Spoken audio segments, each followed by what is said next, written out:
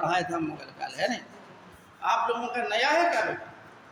अच्छा, फार्म भर दिया?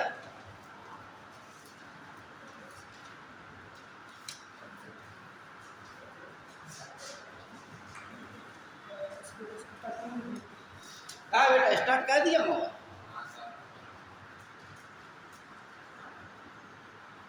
इसमें वीडियो आती जाएगी? कहाँ आ रहा है नंबर? ठीक। तो बच्चों देखिए, किसी ने मतलब मोबाइल में मैसेज भेजा था ग्रुप में, तुम ऐड भाई कि नहीं भाई, ये बताओ। हो गए? ठीक। तो सर क्लास खुलेगी कि नहीं? तो हमने बता दिया क्लास खुलेगी। इसके बावजूद भी नहीं है। हमने मैसेज किया था आना है सबको, है नहीं? तो आना चाहिए। देखो हमें समझ में ये नहीं आता, देखो जो विद्यार्थी नियमित आता है, यकीन मानिए सिलेक्शन उसी को मिलता है ना? और जिसमें नियमितता नहीं है अंत में गड़बड़ा जाता है। अब तो कुछ बच्चे आए वो होशियार बन गए। देखो है क्या कि कुछ होशियार बने और यहाँ से पलायन करने लगे, है ना?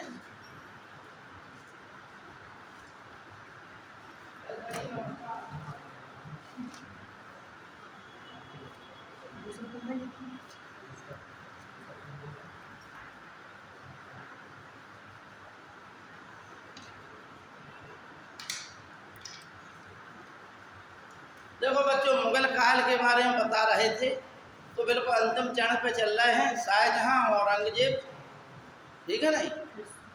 शाहजहां और जहांगीर तक पढ़ा दिया था हमने, तो शाहजहां औरंगजेब पढ़ लें आप लोग।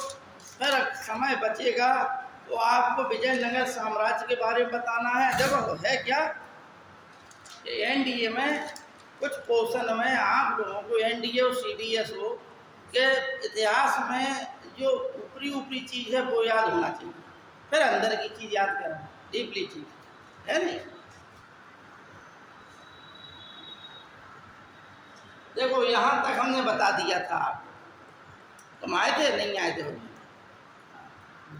ये 5 शासक ऊपर के थे। लिखना हो तो आप लोग लिख लीजिए, है लिख लिया है? तो ये मेट करने दिया ऊपर वाला से दिया है? ऊपर वाला ये तो रह गया लिखने की।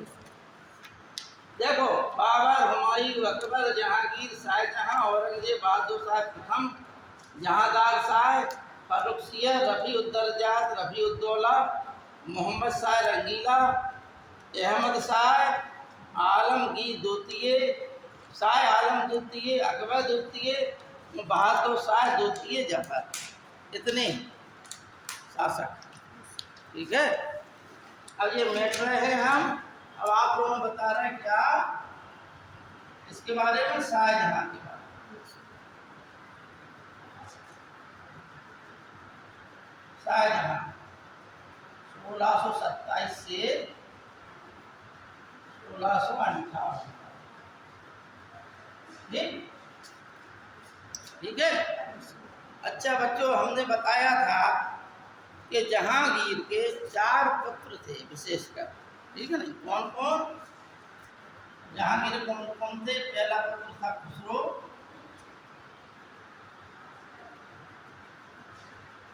दूसरा था खुर्रम, तीसरा था परवेज और चौथा था, परवेज के बाद कौन था? शहरयार।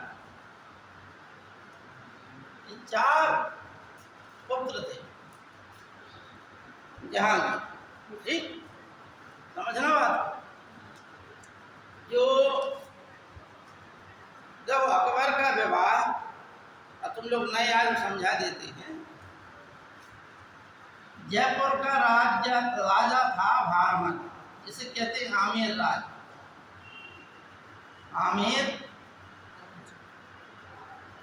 वंश कह लो। यहाँ का राजा कौन था? भारमल। कौन था? भारमल। भारमल का लड़का था कौन? भगवान दास। भगवान दास का लड़का कौन था? मान सिंह।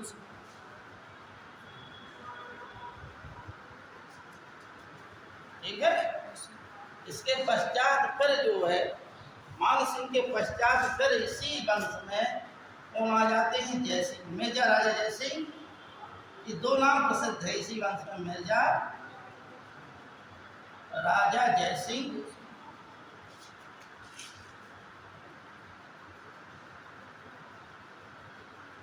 जय सिंह के बाद फिर आए थे राज सिंह। इसके बाद फिर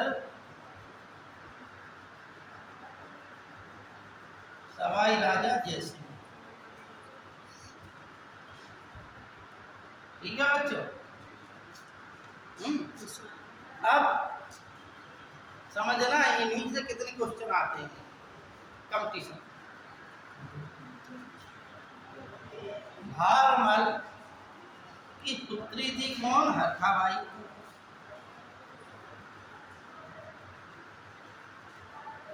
जो अकबर को ब्याही थी। किसको ब्याही थी? अकबर को। ठीक, अकबर के साथ विवाह हुआ था। हाँ हाँ, जोधा का नाम।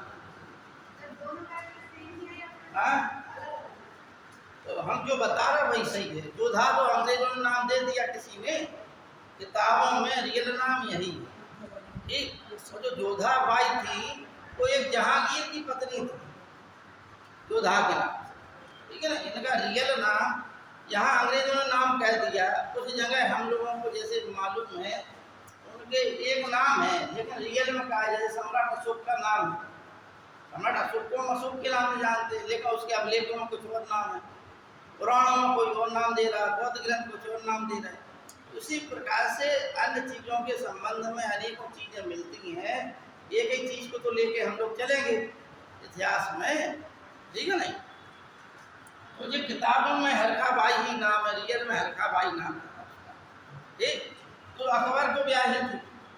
अच्छा, अब ये कौन हो गए? भाई बहन हो गए। भगवान दास। भगवान दास का लड़का ये है, तो लड़की कौन थी? मानबाई। कौन थी? मानबाई। ठीक, मानबाई का विवाह किससे हुआ? जहांगीर से। ठीक, समझना बात। मानबाई और जहांगीर का लड़का कौन था? खुसरो। कौन था? ठीक, समझ में आ गई बात? खुसरो था। अब क्योंकि अकबर जब मरने लगा था तो उसने, क्योंकि जहांगीर ने कह दिया था अकबर के अंतिम समय में, अकबर की मृत्यु कब हुई थी? 1605 में हुई थी। तो अकबर जब मरने लगा तो जहांगीर ने उस समय विद्रोह कह दिया था। तो अकबर ने उसके कार्यों को देखकर ये समझा कि ये तो बेकार है। वो दो लड़के उसके शराब पी के मर गए थे अकबर के, अकेला यही बचा था। कौन? जहांगीर। इसका नाम था क्या? सलीम। जहांगीर का क्या नाम था? सलीम। तो ये सलीम ही बचा था। ठीक है नहीं। लेकिन ये इसने विद्रोह करके इलाहाबाद में अपने आप को पहले ही बादशाह घोषित कर दिया। अब बचा क्या स्थिति? अकबर के समक्ष स्थिति बची कि अकबर ने अपने पौत्र को, यानी जहांगीर के पुत्र खुसरो को अपना उत्तराधिकारी घोषित करने का मन बना। ठीक, इसी बीच किसी ने जहांगीर को बता दिया। जहांगीर जब अकबर मन नहीं लगा तब जहांगीर आ गया, क्षमा मांग ली। तो अकबर ने उसे क्षमा कर दिया और अपना उत्तराधिकारी जहांगीर को ही घोषित कर दिया। अकबर की मृत्यु हो जाती, जहांगीर राजा बन जाता। ठीक, लेकिन इसे आशीर्वाद दिया था अकबर ने। मतलब उस समय के लिए मन बना लिया था खुसरो को ही राजा बनाना, बादशाह बनाना। तो इसका मूड बदल गया। इसका मूड बदल गया। भाई अगर आपको ये पता चल जाए कि आप जो है कल प्रधानमंत्री बनने वाले हो, अबे कुछ नहीं हो तुम, तो भाई एकाएक तुम्हें सिंहासन मिलने लगे, प्रधानमंत्री हो नहीं, सीधे प्रधानमंत्री, पहले कुछ नहीं था, तो क्या है, तुम्हारी खुशी का ठिकाना नहीं रहेगा, ठीक है नहीं। ख्वाब हो जाएंगे तो नींद ना आए 1-2 दिन है खुशी के मारे है, और एकाएक पता चलेगा रे अब तुम नहीं बनाया जा रहा प्रधानमंत्री, अब कोई दूसरा बनाया जा रहा, तुम्हारे पिताजी को बनाया जा रहा, तो होगा क्या कि व्यक्ति अपने पिता का ही विरोधी हो जाएगा, है नहीं। पहले वैर नहीं था किसी प्रकार का, लेकिन वैर कहाँ से उत्पन्न होगा, सत्ता के लिए, है नहीं। ये अकबर ने ये सोच लिया कि हम खुसरो को बनाना है, तो खुसरो के दिमाग में आ गया कि अब तो हम बादशाह बनेंगे, तो उसका दिमाग खराब हो गया। लेकिन वह जहांगीर को सत्ता मिल गई, उसने कहा कि अब तमाम कुछ अधिकारी हमारे पक्ष में हैं, जहांगीर के खिलाफ हम विद्रोह कर दें, तो जहांगीर के खिलाफ इसने विद्रोह कर दिया खुसरो ने, ठीक। जब इसकी माँ ने सुना खुसरो विद्रोह कर, तो इसकी माँ मानबाई ने जहर खा लिया और मर गई, अफीम ज़्यादा खा लिया, ठीक। तो मानबाई को इलाहाबाद में दफना दिया गया। इलाहाबाद स्टेशन है, Allahabad Khuldabad railway station main, उसी के बगल में है खुसरो बाग, ठीक। भैया अब क्या हुआ कि ये गया कहाँ पर, खुसरो सिखों के 5वें गुरु अर्जुन देव के पास, इसके पास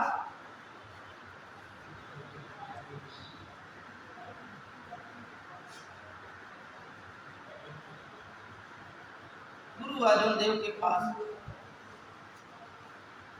ठीक।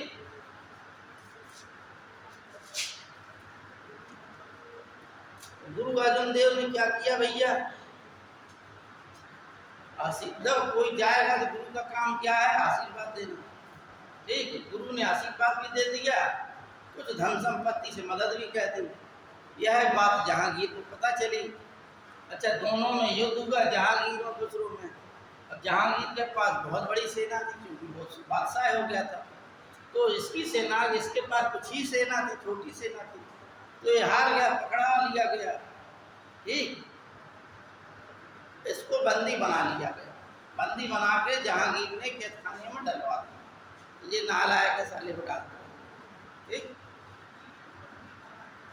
फिर दोबारा विद्रोह किया तो जहांगीर ने इसकी आंखें पड़वा दी, ये मान नहीं रहा, बार बार विद्रोह कर रहा है, इसकी आंखें फोड़ दो, जब आंखें ही नहीं रहेंगी तो खत्म बात, कहानी खत्म, ठीक। भैया इनकी कहानी खुसरो की न पड़ गई, ठीक। बाद में 622 के आसपास जब दक्षिण भारत का अभियान हुआ, 622-20 के आसपास, तो जो खुर्रम था, जिसे हम कहते हैं शाहजहां,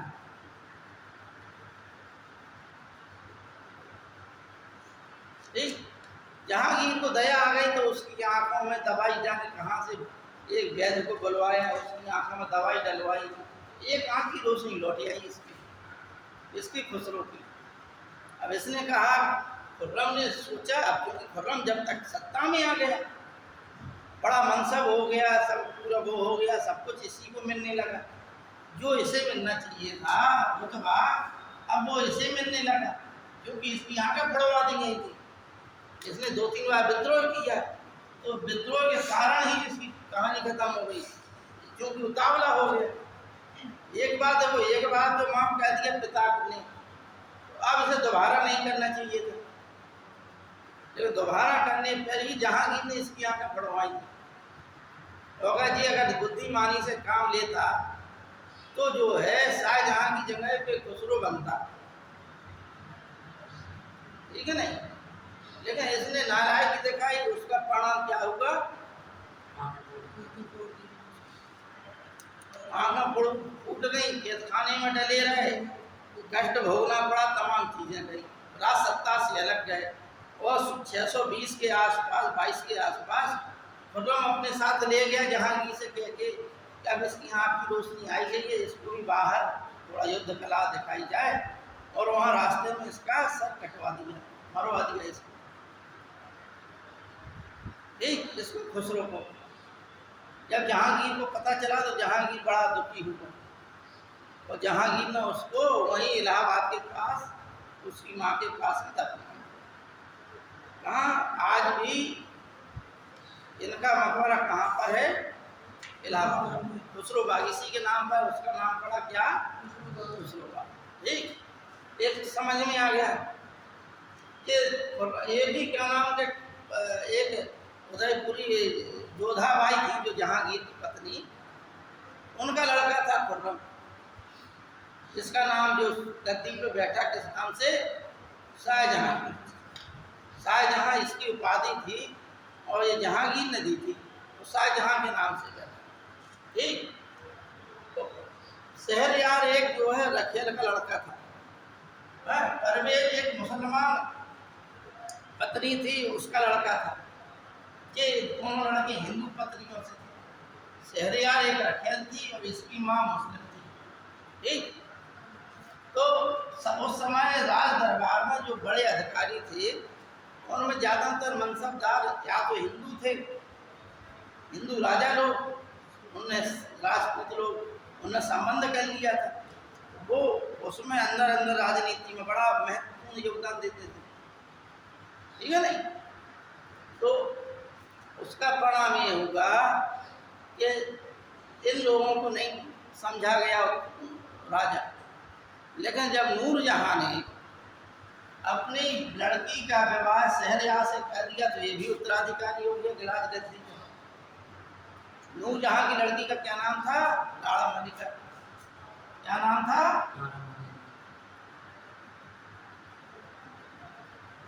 ठीक, अच्छा, खुर्रम का या शाहजहां का विवाह किससे होगा? नूरजहां के भाई आसफ खां की पुत्री से हुआ। ठीक, समझना बात? ये चीज समझ गए तुम लोग? अब दूसरी चीज समझे, ये मैटर दे।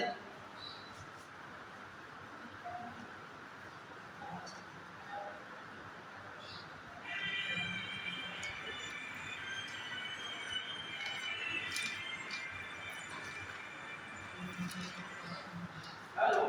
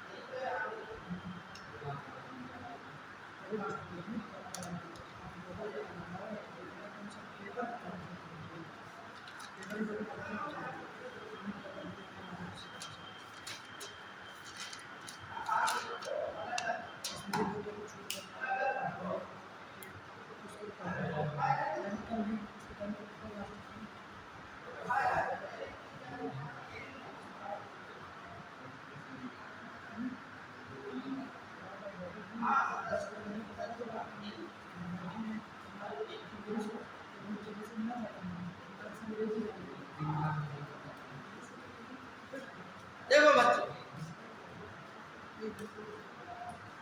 अब एक चीज और समझे आप लोग।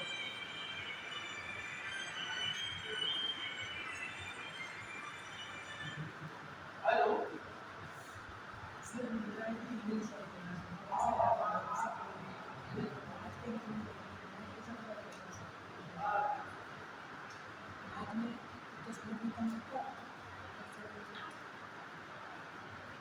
तो बच्चों एक चीज और समझ लें आप लोग। क्या एक थे व्यासदेव,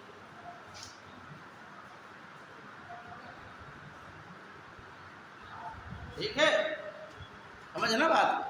ये कहाँ से आए थे? ईरान से, फारस का देश जैसे। ठीक, यानी कि दो लड़के हुए, एक लड़के का नाम था आसफ खान। क्या नाम था? आसफ खान। एक पुत्री थी जिसका नाम था क्या? मेहरुन्निसा।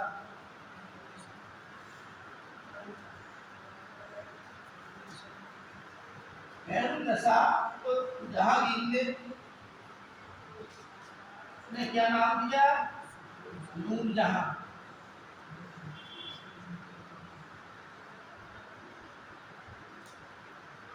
ठीक है, क्या नाम दिया? नूरजहां। ठीक, नूरजहां का पहला विवाह किससे हुआ?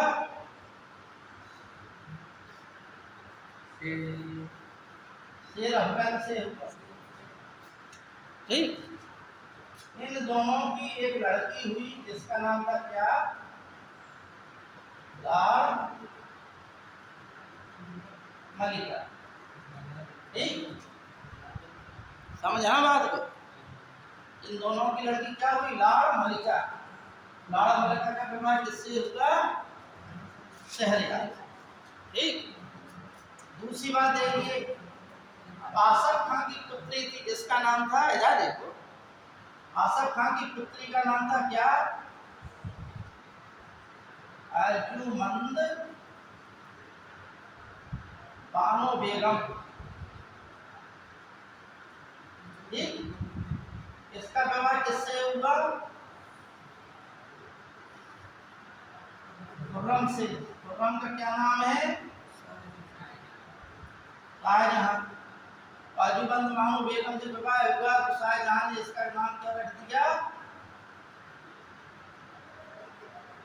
मुमताज महल। ठीक है, समझ गए बात? हैं? अच्छा, ग्यास बेग को क्या है, जहांगीर ने जब शासक बना 1611 में, इसकी क्योंकि इसके पति की मृत्यु हो जाती है युद्ध में, लड़ाई मतलब विद्रोह करता है, जहांगीर के सैनिक मार देते हैं, तो ये जहांगीर के महल में आ जाती है।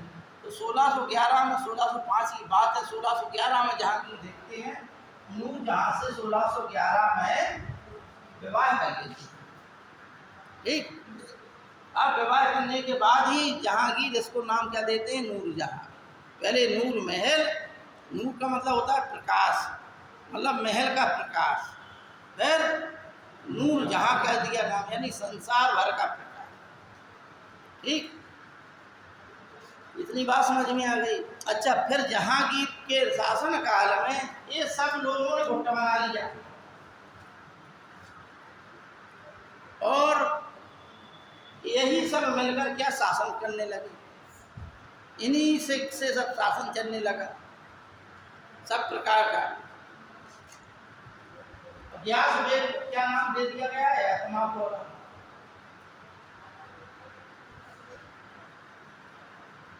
एतमादौला दे दिया। ठीक, भारत में अच्छा एक चीज और है, ये सब प्रसिद्ध है, इतिहास में आते हैं, छोटी मोटी सब परीक्षाओं में आते हैं।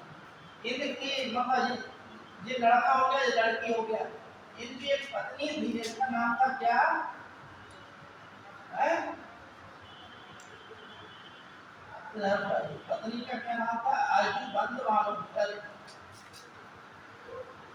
पत्नी का नाम था असमत बेगम। क्या नाम था? असमत बेगम। ठीक, असमत बेगम और नूरजहां, इन दोनों ने मिलकर एक आविष्कार किया किसका? गुलाब की।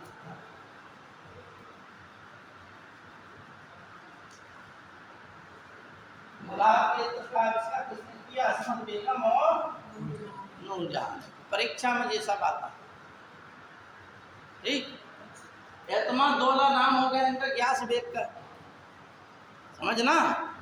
और जब इनकी मृत्यु हुई तो नूरजहां ने अपने पिता के, क्योंकि वो प्रधानमंत्री थी, जहांगीर के साथ बैठती थी, शाही मोहर का उपयोग करती थी, तो उसने अपने पिता को आगरा में ही, आगरा में राजधानी थी, तो आगरा में दफनवा दिया और उसके ऊपर एक सफ़ेद संगमरमर की इमारत खड़ी करवा दी, मकबरा बनवा दिया। ठीक, उस मकबरे में संगमरमर का बनवाया, सफ़ेद संगमरमर का ही पूरा बनवाया, और उसमें क्या कराया, उसमें मीनाकारी का प्रयोग कराया। मीनाकारी क्या होती है? पच्चीकारी, या जिसे कहते हैं पित्रादुरा। क्या कहते हैं? पित्रादुरा। पित्रादुरा, इसे हम लोग हिंदी में मीनाकारी नहीं बोल सकते। क्या बोल सकते? मीनाकारी। तो भारत में पहली ऐसी इमारत जिसमें पित्रादुरा का इस्तेमाल हुआ। ठीक, वो कौन सी इमारत थी? एतमादुल्ला का मकबरा। ठीक है, अब ये पित्रादुरा क्या है? पित्रादुरा ये है कि मान के चलो इस संगमरमर, ठीक, इसमें किसी प्रकार की भी डिजाइन मान को बनाई गई, वो भी डिजाइन बनाई गई, इस प्रकार की कोई डिजाइन बना दी गई मान के, ठीक है।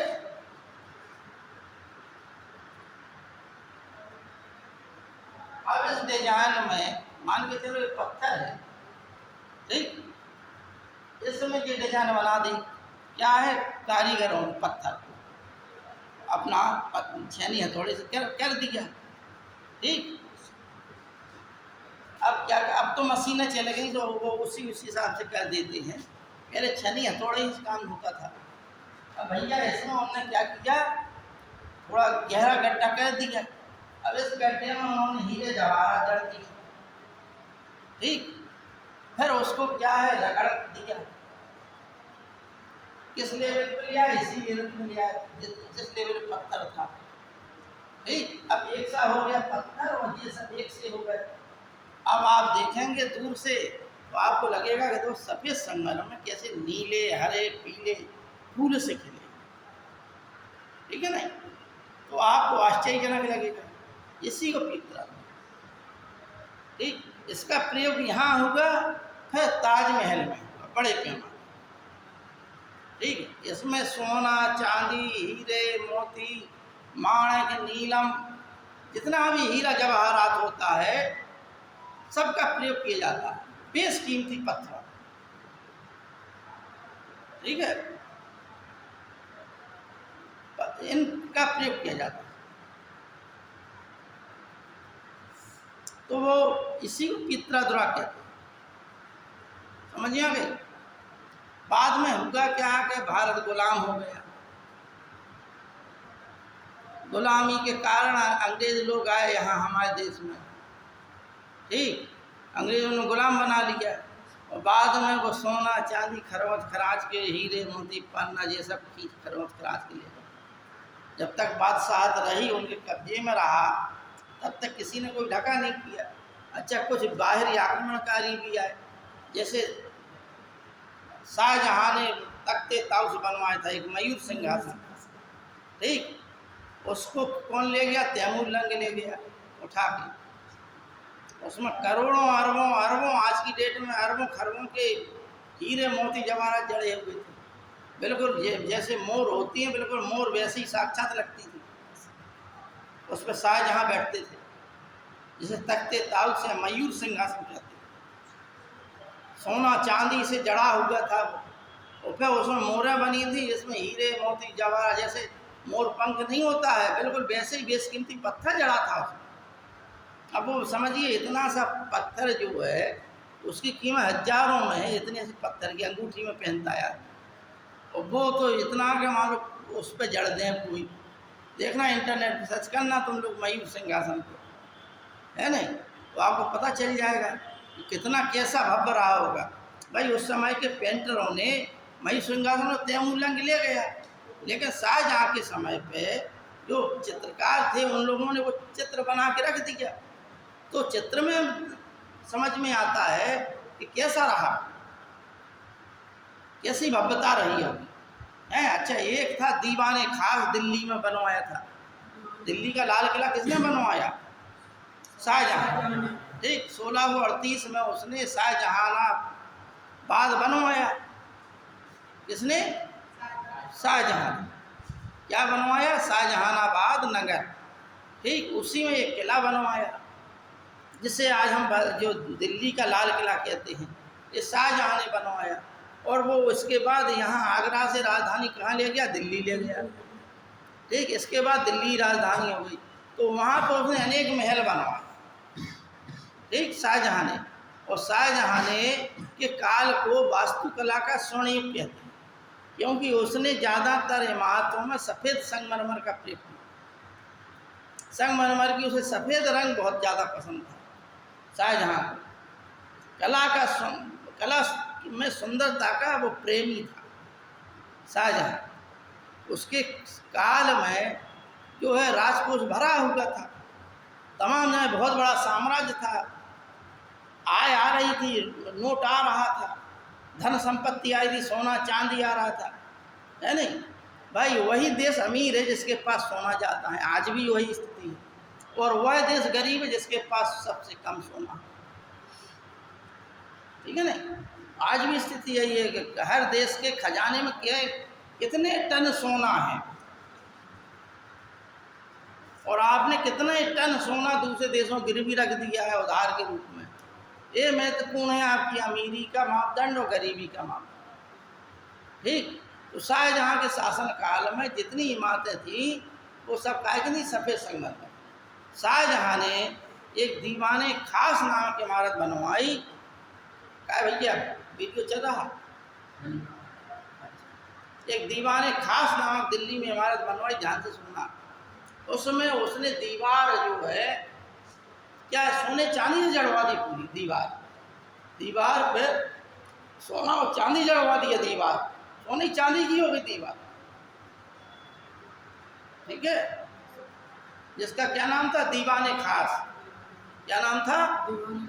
दीवाने खास। उसी में लिखा था, एक कविता लिखी थी फिरदौसी की, गर फिरदौस बरु ये जमी हस्त हमी हस्त हमी हस्त। यदि पृथ्वी पर कहीं स्वर्ग है तो वो यही है, यही है। ठीक दीवाने खास, क्योंकि आदमी जब उसमें प्रवेश करता था तो ये लगता था कि स्वर्ग में। इतनी सुंदर बनवाएंगे, सब नष्ट है नहीं भाई। एक बनाने वाला होता है, वो एक बिगाड़ने वाला भी होता है।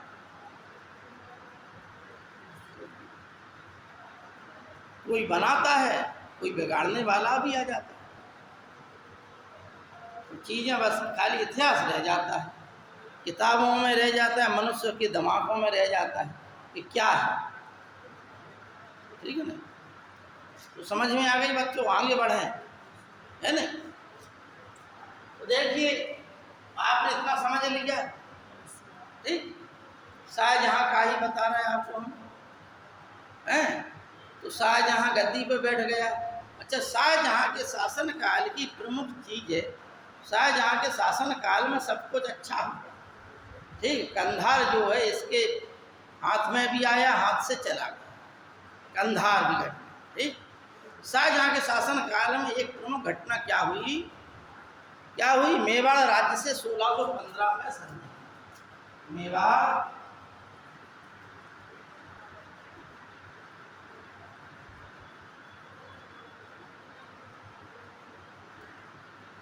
ये संधि 1615। ठीक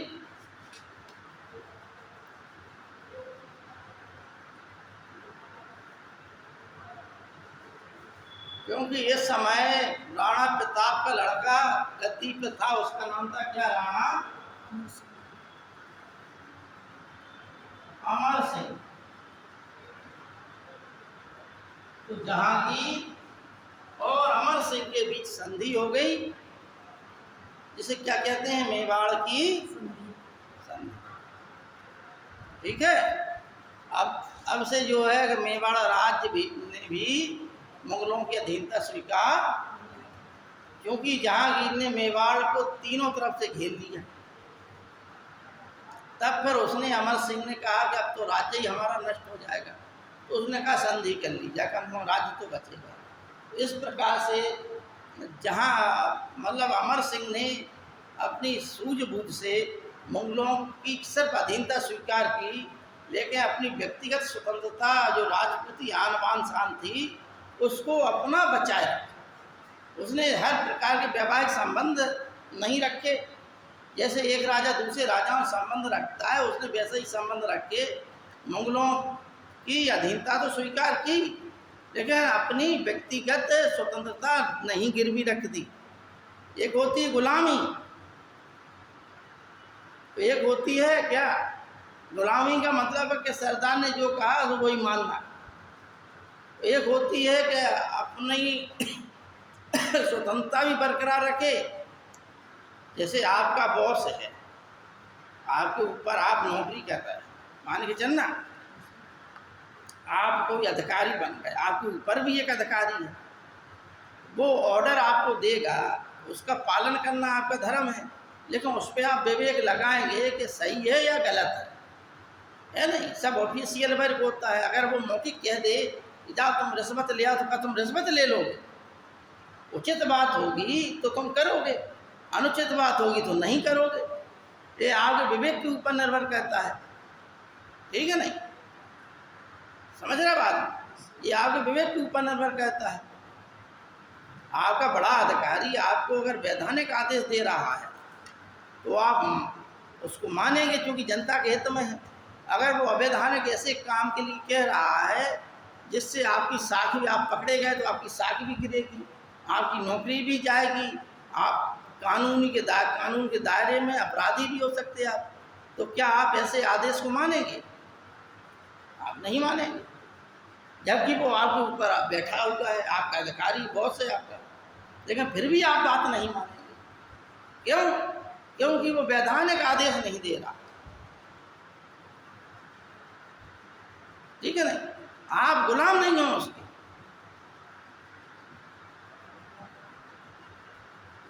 आप गुलाम नहीं, गुलाम कौन होता है कि जो हर प्रकार का आदेश माने, चाहे उचित हो या अनुचित हो, ठीक है। तो अमर सिंह ने जो हमने पहली विधि बताई अधिकारियों वाली, उस विधि तक सीमित रहे, गुलामी नहीं पसंद, अधीनता तो स्वीकार की कि हाँ तुम हमारे बॉस हो, हम आपके अधीन हैं, लेकिन हम वैवाहिक संबंध नहीं करेंगे, हमारा राज्य स्वतंत्र रहेगा, हम अपने राज्य के अंदर स्वतंत्र हैं हर प्रकार की नीति बनाने के लिए, लेकिन आपके अधीन रहेंगे, ठीक है नहीं। तो जहांगीर ने कहा चलो कम से कम ये है कि अधीनता तो स्वीकार कर ली है नहीं, अब विद्रोह नहीं करेगा ये, ठीक। ये बात समझ में आ गई। ये उपलब्धि थी जहांगीर के समय, शाहजहां के समय की नहीं थी, लेकिन उसमें शाहजहां का योगदान, बहुत बड़ा योगदान शाहजहां का भी इस संधि को करवाने, ठीक। ये शाहजहां की उपलब्धि भी थी इसमें। एक चीज़ समझ में आ गई। अच्छा, शाहजहां ने अपने समय पे क्या ताजमहल बनवाया। ताजमहल जो है करीब 20 साल में, 20-22 साल में बना, ठीक है। 1638 के आसपास इसका बनना प्रारंभ हुआ था और 20-22 साल में बना, इसमें करोड़ों रुपए लग गए, ठीक। जो ताजमहल बना है, क्योंकि इसकी पत्नी जो थी, प्रिय पत्नी थी, जिसका नाम था क्या, मुमताज महल, इसको 7 संतानें, मतलब टोटल 14 होती, जिसमें से 7 जीवित थी, 7 में से 4 लड़के थे और 3 लड़कियां थी, ठीक। लड़के कौन कौन थे? पहली सबसे बड़ी थी कौन, लड़की, जिसका नाम था जहांआरा, दूसरी रोशनआरा, तीसरी मोहनआरा, 3 लड़कियां थी, ठीक। 4 लड़के थे, कौन कौन, दारा सिकोई,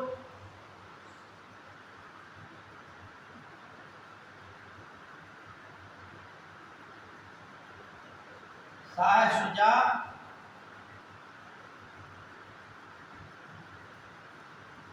औरंगजेब और मुराद। ठीक,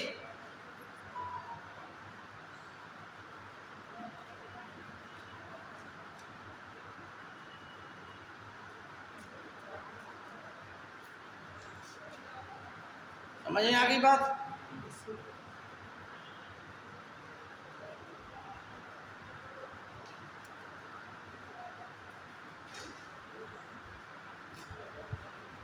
अब बच्चों अंतिम समय देखिए, जब शाहजहां 1627 से राज्य किया शाहजहां। ठीक, शाहजहां 1656 और 57 के आसपास शाहजहां पड़ गया बीमार। ठीक, अब उस समय दारा कहाँ था? दारा शाहजहां के नजदीक था, दिल्ली में। शाहजहां बीमार पड़ा, बड़ा लड़का उसके नजदीक में था, दिल्ली में। ये शाह शुजा कहाँ था? बंगाल में। बंगाल का सूबेदार था। औरंगजेब कहाँ था? दक्षिण में। ये दक्षिण का सूबेदार था। ठीक, मुराद गुजरात में, ये गुजरात का सूबेदार था।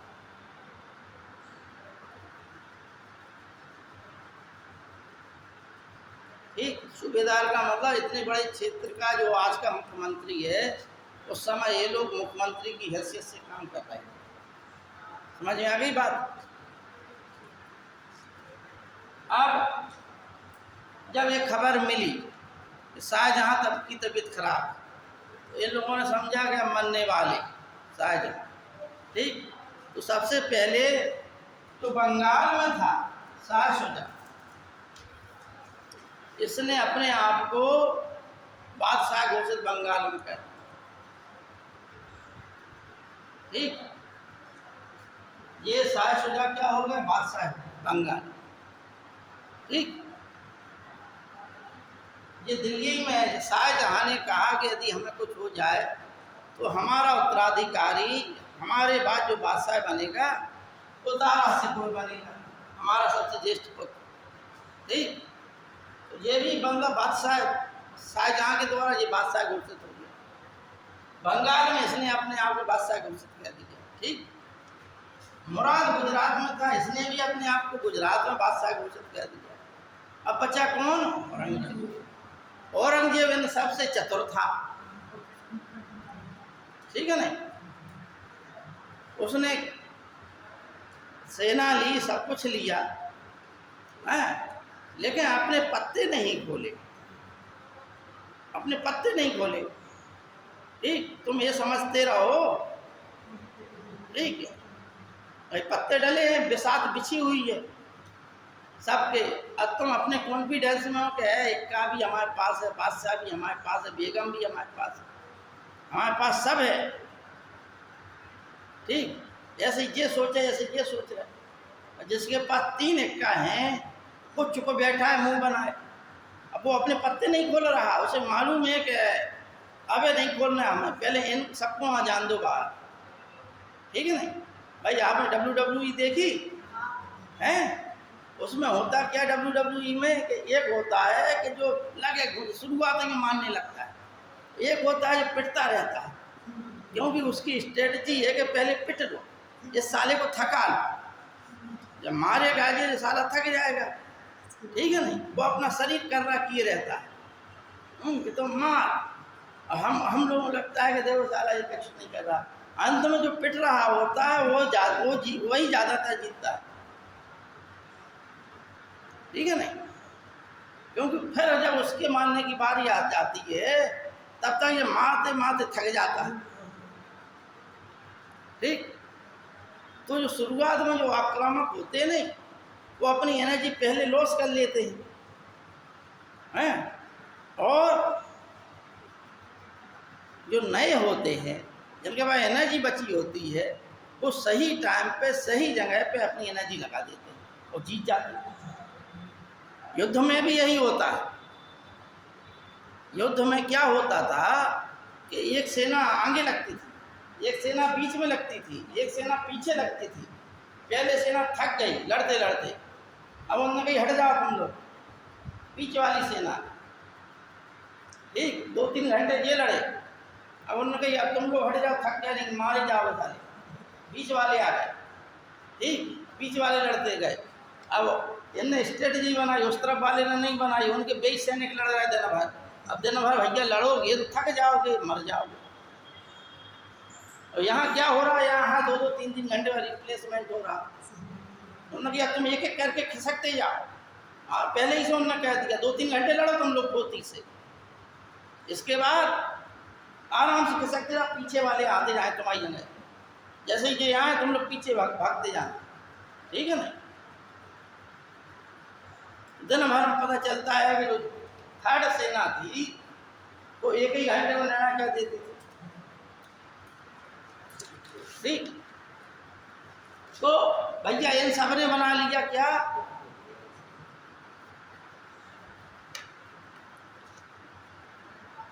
अपना अपना मूड बना लिया। ठीक, लेकिन औरंगजेब ने पत्ते नहीं खोले। अब हुए क्या, इतिहास के 5 युद्ध जिन्हें आप कहते हैं उत्तराधिकार का युद्ध। ठीक है ना, ये समझ में आ गया, बैठते हैं Yes, sir. हैं। Yes, sir.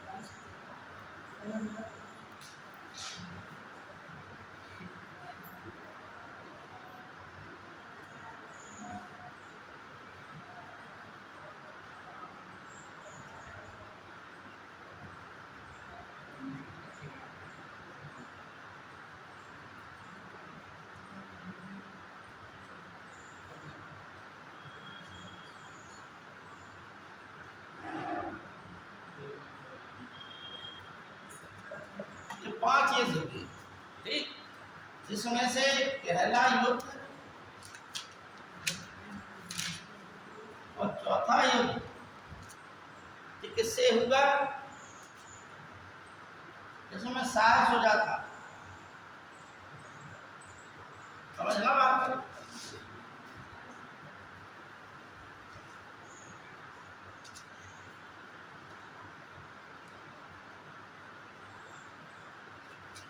ये बहादुरगढ़ का युद्ध किसके बीच हुआ, शाही सेना का कौन था प्रधान, दारा शिकोह। दारा शिकोह के आदेश पे युद्ध हुए। ठीक, ये शाही सेना और शाह शुजा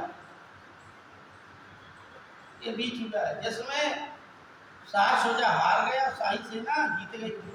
शाह शुजा भाग गया बंगाल।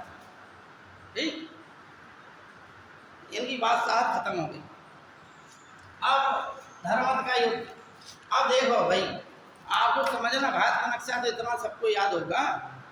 अब क्या है कि औरंगजेब था वहाँ नीचे, ठीक, यहाँ क्या है, गुजरात है। यहाँ गुजरात का शासक कौन था, मुराद सूबेदार। मुराद ने यहाँ अपने आप को घोषित कर दिया, बंगाल में इसने अपने आप को घोषित कर दिया, दिल्ली में ये शाहजहाँ था। अब कौन बचा यहाँ पे दक्षिण में, औरंगजेब। औरंगजेब ने अपने आप को घोषित नहीं किया, औरंगजेब ने घोषित किया कि मेरे पिता बीमार हैं, मैं उन्हें देखने जा रहा हूँ। ठीक, अपनी तैयारी के साथ जा रहा है, वो देखने जा रहा है। समझना बात, तैयारी पूरी लगी और कह दिया हम पिताजी को देखने जा रहे हैं, बादशाह बीमार। अब जब ये यहाँ पहुँचा तो इसने मुराद को कहलवाया कि भाई ऐसा है कि शाहजहाँ ने, दारा शिकोह ने शाह शुजा को हरा दिया है। ठीक, हम तुम्हें जो है, तुमने बादशाह अपने आप को घोषित कह दिया है, ठीक, तो हम तुम्हारा समर्थन कर रहे हैं। हम तुम्हारा समर्थन कर रहे हैं, तुम लड़ो, हमारी सेना तुम्हारे साथ है। समझना बात?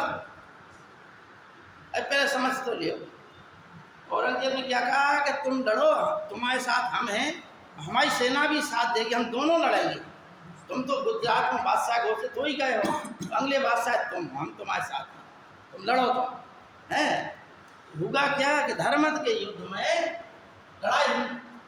इसकी शाही सेना और किसकी? मुराद और औरंगजेब की सेना। मुराद और औरंगजेब, ऐसे कर लो। औरंगजेब की शाही सेना का नेतृत्व कौन कर रहा था? जसवंत सिंह।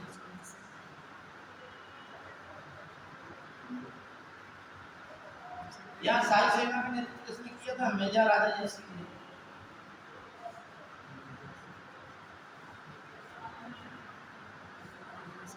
ठीक। अब यहाँ पर ये लोग जीत गए, ये हार गए, शाही सेना वाले। ठीक है, तो क्या होगा कि आमने सामने का युद्ध हुआ। अब इसमें दारा से कोई आगे तलवार लेके अपनी पूरी साजवाज के साथ, क्योंकि दारा से कोई पढ़ने लिखने में तो ठीक था, लेकिन युद्ध के मामले में नहीं था, रणनीति बनाने के मामले में नहीं था।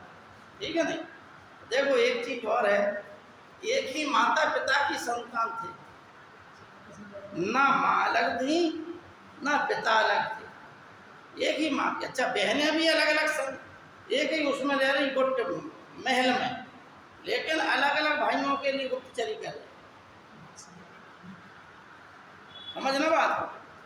जहाँ दारा से कोई के लिए काम कर रही थी, दारा से कोई का साथ दे रही थी, रोशन आरा पूरा संदेश औरंगजेब को भेज रही थी। जो दरबार में जो कुछ होती थी बातचीत, अपनी दासियों के द्वारा जानकारी ले लेती थी रोशन आरा, और फिर वो अपने गुप्तचरों को भेजती थी कि जाओ औरंगजेब को सूचना दिया। अच्छा, यही काम रोशन आरा किसके लिए कर रही थी? मुराद के लिए। ठीक, तो तीन बहनें थी जो तीन भाइयों का समर्थन कर रही थी। परिवार जो है षड्यंत्रों का केंद्र बना हुआ था। समझ रहे हैं? बिसात बिछी हुई थी सब। हर व्यक्ति अपनी अपनी सेना के साजवाज के साथ तैयार था। षड्यंत्र भी चल रहे थे, आप सही में चल रहे थे। देखो किसके लिए चल रहे थे? तख्त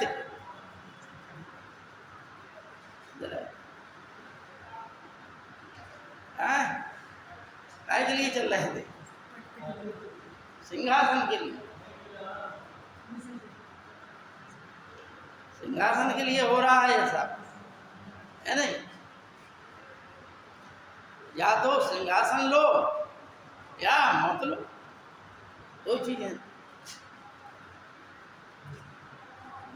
अब भैया धर्मत के युद्ध में, सामूगढ़ के युद्ध में भी दारा से कोई हार गया। अब दारा से कोई हार गया, दारा से कोई भाग गया। ठीक, दारा से कोई भाग गया तो क्या होगा? खजुआ का युद्ध हुआ। खजुआ का युद्ध किसके बीच हुआ? ये इलाहाबाद के पास हुआ खजुआ। सामूगढ़ का युद्ध आगरा के पास हुआ। धर्मत का युद्ध उज्जैन के पास हुआ। बहादुरगढ़ का युद्ध इधर तरफ हुआ था, इलाहाबाद के पास हुआ था। ठीक है, अब शाह शुजा और औरंगजेब,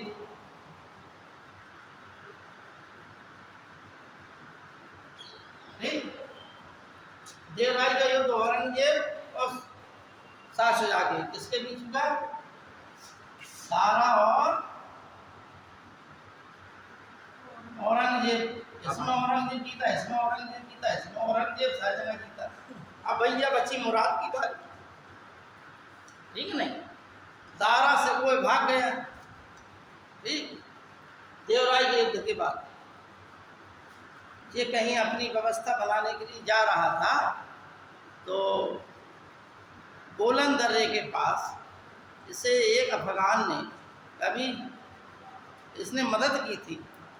दारा से कोई ने इसे मरने की सज़ा दी गई थी, इसने इसकी रक्षा की थी, सज़ा को माफ़ करा दिया था दारा शिकोह ने।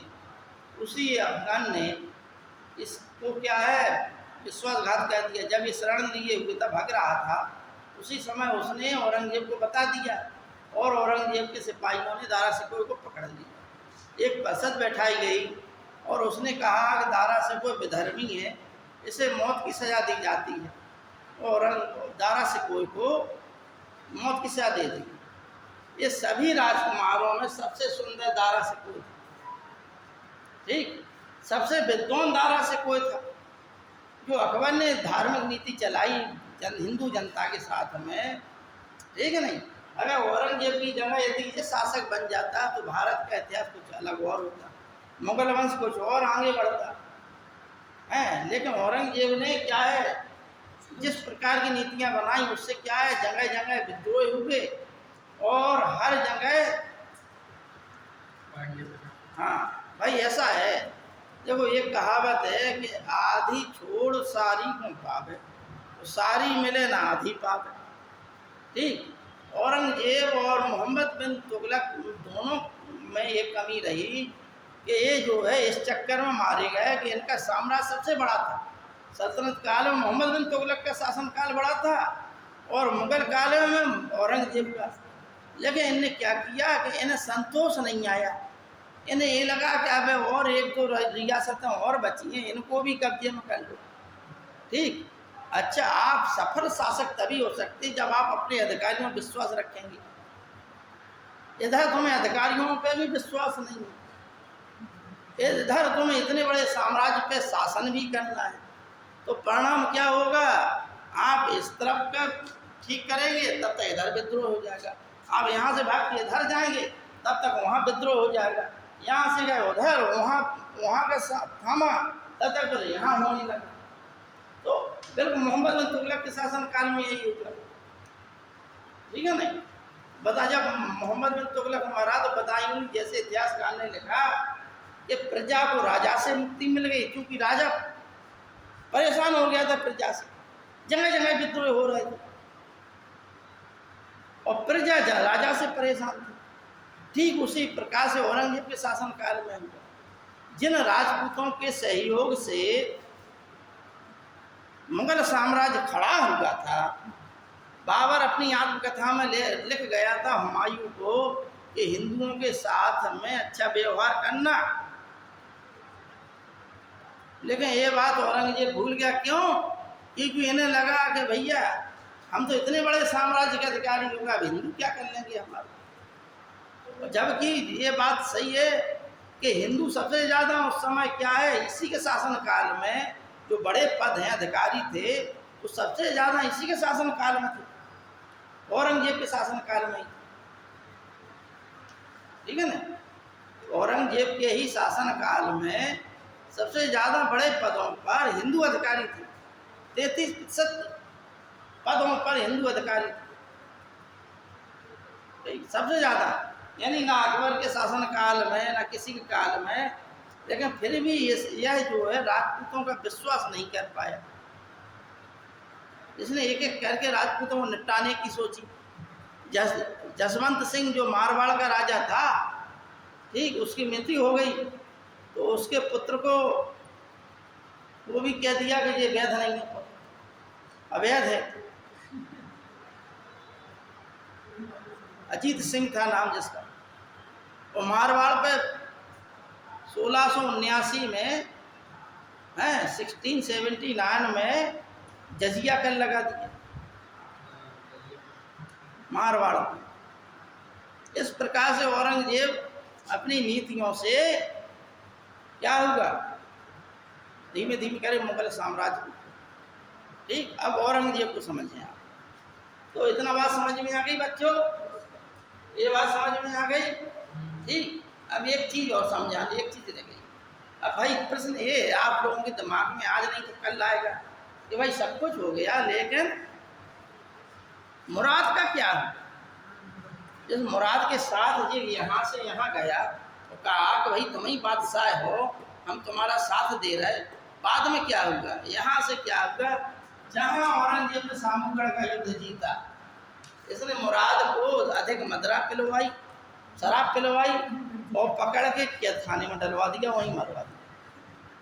ठीक, बन गए बादशाह। बस बादशाह शराब में चली गई। भाई बेवकूफ़ पना करे करोगे। देखो ये काम होते हैं क्या, सत्ता के काम होते हैं चालाकी। जो हाँ वो समय जो सिद्धांतहीनता का युग था, है नहीं।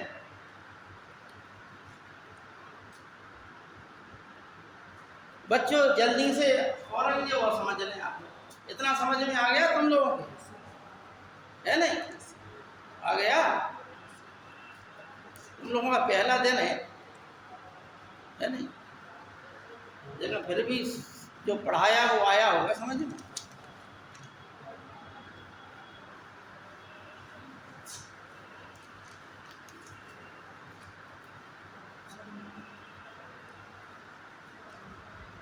देखो बच्चों, औरंगजेब का समझ ले, ठीक, थोड़ा सा मारवाड़ का बता दिया हमने। जब अफगानिस्तान बॉर्डर पे जमरूद नाम स्थान है, वहाँ पर जसवंत सिंह को भेज दिया। मारवाड़ के राजा थे। वहीं पर उसकी पत्नियां साथ में थी, 2 पत्नी, ठीक। लेकिन एक और इतिहास की बात बता दें, क्योंकि औरंगजेब जसवंत सिंह से इसलिए चेंटा था कि इसने इन युद्धों में, ये युद्ध हुए धर्मत का युद्ध और सामूगढ़ का युद्ध, इन युद्धों में ये नेतृत्व कर रहा था। इसका दारा से कोई, और इसने बाद में क्या है, मुगल सेना को ही लूट लिया। इसने जसवंत सिंह। अच्छा, इस बात से इसकी रानियां भी खपा था। बाद में औरंगजेब ने माफ कर दिया, चलो कोई ठीक है। अब लेकिन बुद्धिमान आदमी, मतलब बुद्धिमान राजा ये होता है, वो समझ जाता है कि भाई ये विश्वासघाती आदमी है, ऐसे आदमी को दूर ही रखो, ठीक। तो औरंगजेब ने दूर रख दिया। तो कहीं अब इन्हें जो है दूर से निपटा दो, है नहीं। भाई राजनीति यही कहती है कि जो विश्वासघाती टाइप के लोग हैं उन्हें दूर से निपटा, पता भी ना चले और निपट जाओ, ठीक है नहीं।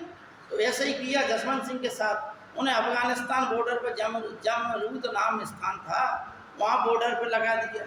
वहीं पर युद्ध करते हुए मर गए भी, ठीक। उनके साथ उनकी 2 पत्नियां थीं, क्योंकि उनके कोई लड़का था नहीं, 2 पत्नियां थीं। वे दोनों जो है गर्भवती थी। तो उन दोनों के लड़के हुए। एक की पत्नी के रास्ते में जब वो अफगानिस्तान से भारत आए, तब तक एक पत्नी का लड़का मर गया और दूसरी पत्नी का लड़का बचा। तो राजपूतों ने कहा कि ये जो है जसवंत सिंह का उत्तराधिकारी। तो उन्होंने कहा कि भाई हम नहीं मान रहे औरंगजेब को, तुम लोगों यहाँ ने किसके लड़के को पकड़ के जसवंत सिंह का लड़का बना दिया, ठीक, हम नहीं मानेंगे ये बात। समझ रहे बात? भाई हम नहीं मान रहे, तुम लोगों की चाल है, जाने कहाँ का उठा के ले आए तुम। औरंगजेब ने मानने से इनकार कर दिया। बोले ये तो अवैध है, अवैध पुत्र है, ये नहीं है संतान। तो क्या हुआ, उसे जो है अजीत सिंह को एक किले में कैद करा दिया। खान पान सबकी व्यवस्था करा दी, सेना की टुकड़ी रख दी कि इसकी देखभाल वहीं की जाए, वह उसकी माँ की देखभाल। अब उसका प्रधानमंत्री जो था मारवाड़ा राज्य का, जिसका नाम था दुर्गादास, ठीक है नहीं, जिसको कहते थे वीर दुर्गादास राठौड़ ठाकुर है। वो अक्षय कुमार की एक फिल्म है, ठीक है नहीं, क्या नाम है उसका, कौन सी है, विक्रम राठौड़, राउडी राठौड़ है फिल्म का, सुना? तो ये राठौड़ वे ही थे मारवाड़ के, ठीक। तो वो कहा, उसने कहा कि हम इन प्रकार कैसे भी हो, जब औरंगजेब ऐसे नहीं मान रहा तो उसने अपना एक सेना की टुकड़ी ली और उसके लिए पर आक्रमण कर दिया और अजीत सिंह को छुड़ा लाया। तो अपने मारवाड़ा में सिंहासन पे तिलक कर दिया। बोले अब ये हो गया हमारा राजा। हाँ, ठीक। औरंगजेब देखते ही रह गए। अच्छा औरंगजेब ने क्या किया कि अच्छा तुम लोग ये कर रहे तो हम भी देख रहे हैं। तो औरंगजेब ने भाई तो सह मात का खेल चलता है। औरंगजेब ने कहा कि तुम ये कर रहे तो हम भी कर रहे हैं कुछ ना कुछ। तो उसने क्या किया कि अपने मारवाड़ को तीनों ओर से घेर, ठीक, मारवाड़ मेवाड़ इन सब राज्यों को अपने राजकुमार को भेज दिया उसने। एक का नाम था अकबर, एक का नाम था मोहम्मद, एक का नाम था आजम। इन 3 राजकुमारों को भेज दिया। 3 सेना की टुकड़ियां अलग अलग केंद्रों में बैठी। अब क्या हुआ कि इन राजपूतों ने कहा कि भैया अब तो हम लोग घिरे जा रहे हैं, क्या किया जाए। इन लोगों ने कहा कि इन्हीं को इनके ही चक्कर में बांध दो। समझना बात ना करो, इनको इन्हीं के पैंतरे में बांध दो। जैसे ये हमें घेर रहा है हम इन्हें घेर लें, ठीक, ये हमें घेर रहे औरंगजेब, हम इनको घेर लें। राजपूतों ने अपनी चाल चली और एक औरंगजेब का पुत्र था जिसका नाम था अकबर, ठीक, उसको अपने पक्ष में कर लिया कि हम तुम्हें औरंगजेब की जगह पे हम तुम्हें अपना बादशाह बना देंगे, अपना भारत का बादशाह तुम्हें घोषित कर देंगे। उसने औरंगजेब के खिलाफ विद्रोह कर दिया। अब औरंगजेब सोच रहे थे कि हम इन्हें जीत लें सबको, यहाँ और उल्टी स्थिति हो गई, ठीक है। नहीं समझ रहे, बंद करें। हाँ वही तो कह रहे, पढ़ने वाले तो सुनते हैं। अगर तुम टाइम पास करना तो तुम लोग मुँह दिखाई दे रहे, बंद करें, हम काय के नाम। चलो ठीक, 1 घंटा का हो गया, ठीक है बेटा।